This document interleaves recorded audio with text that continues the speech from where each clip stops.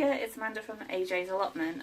Today I'm going to show you how to separate your garlic ready for planting and plant into modules. Right, so let's get to it.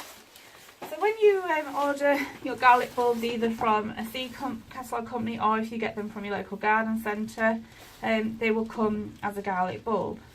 So what you really need to do is separate the cloves out from each other. So this is a hardneck variety. As you can see, look, it's keen to get going. So you've got to be really careful that you don't damage the base plate, which is this part at the bottom, because that's where it's going to root from. So take some of this papery material off the edge and find a place to separate it. So you just got to carefully peel those away, and if you look carefully, you can see this is where the roots are going to come from. So these are already starting to put the roots out and shoot out. So just carefully peel that away from the base plate. Try not to damage that root plate there. Excuse the mud in my nails. See if I can get a close up so you can see if it'll focus.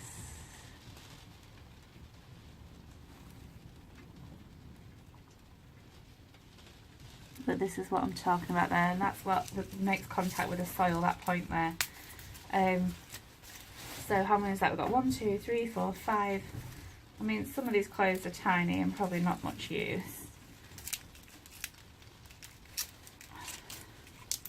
This was a French variety I got from the garden centre. That's a better example of the root. Just there. That's a nice big bulb. Not bulb, sorry, clove. And see, this is what you're left with at the end, where your hardneck is. So each variety varies on how many cloves you're going to get per bulb. So you're left with this, which is, you discard that. So you only want really the good bulbs. So we've got 1, 2, 3,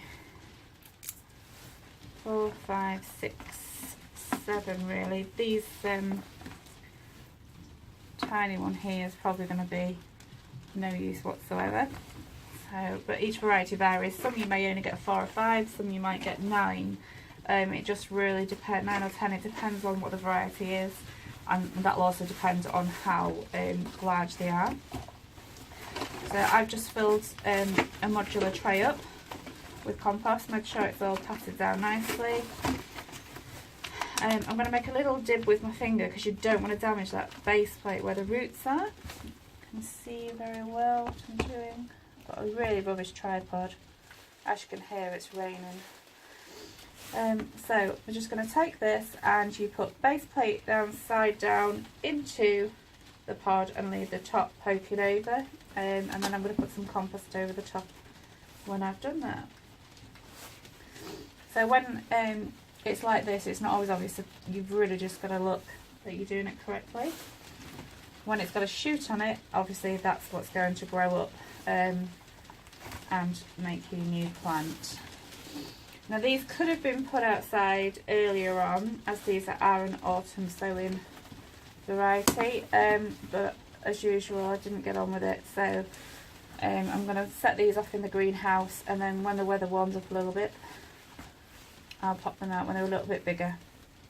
Not really the weather for putting anything out. It's a good job I got to the allotment yesterday, because today the weather is dreadful. So I'm pleased I pushed myself to get those little job's done. I'm going to put these smaller ones in just to see if anything happens, but I'm not really thinking anything will happen. And then I'm just going to put a sprinkling over very loosely, just leave the top ends poking out like that. Now if you was doing these outside in rows, you've got to be careful with garlic and onion that the birds don't lift them up by the tips that are poking out.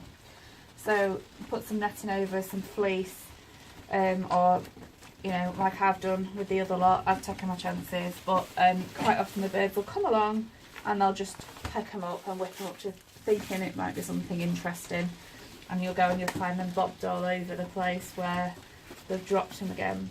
So I'm going to leave them in the greenhouse to get going. I hope you found this useful and helpful, and I look forward to our next video. But that's how to grow garlic in the greenhouse. Any suggestions or anything you'd like me to cover, please comment below, and don't forget to hit that like and subscribe button. And thank you for watching. Right, ta-ta for now.